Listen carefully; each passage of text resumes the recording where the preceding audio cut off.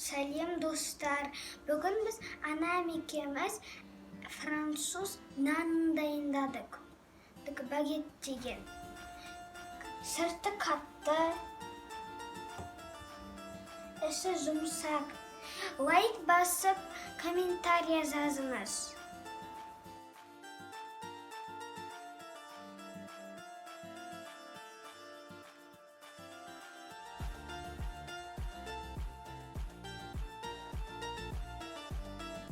Кеңірек ыдысымызға жылы суымызды құямыз.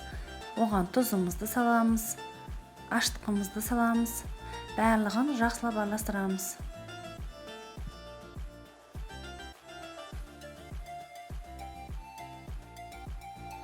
Құмшекерімізді саламыз.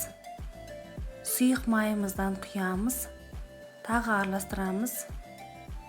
Сонан соң міндетті түрде електен өткізілген ұнымызды біртіндеп сала отырып, қамыр ашытамыз. Қамырымызды шамамен 10 минуттай илеуіміз қажет. Сол кезде біздің қамырымыз өте әдемі болып шығады.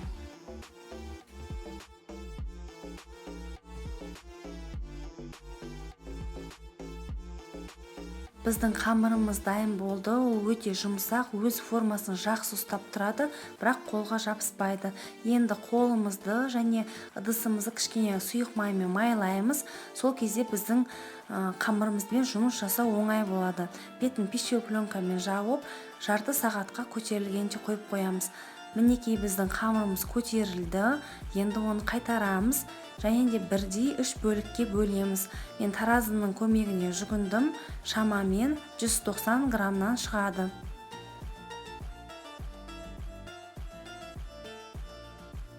Бөлген қамырларымызды осылай дөңгелектейміз және бетін пищевой пленкамен жауып, тағы да 10 минутқа қойып қоямыз. 10 минут уақытымыз өтті. Пищевой пленкамызды аламыз.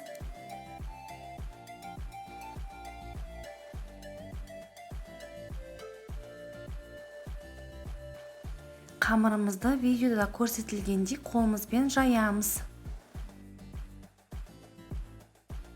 Бір шетінен бастап осылай ораймыз. Қамырымыздың аяқталған жерін қолымызбен осылай шымшып, жақсылап жапсырамыз. Және де қамырымызды осылай дөңгелетеміз. Барлығын дәл осы видеодағыдай жасап шығамыз. Менде шағын 3 багет шығады. Егер қаласаңыздар, осы рецептпен 2 багет шығаруға да болады. Келесі қамырымызды дәл солай жасаймыз.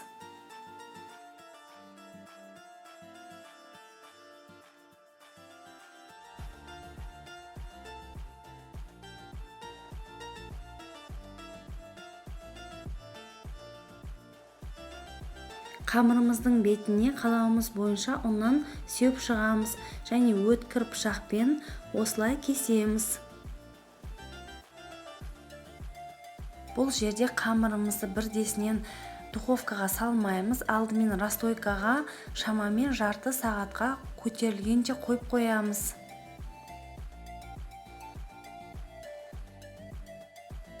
Міне біздің нанымыз осылай көтерілді.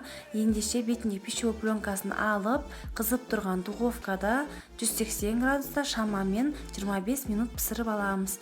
Міне достар, біздің өте дәмді, сырты қатты, іші өте жұмсақ багет нанымыз дайын болды.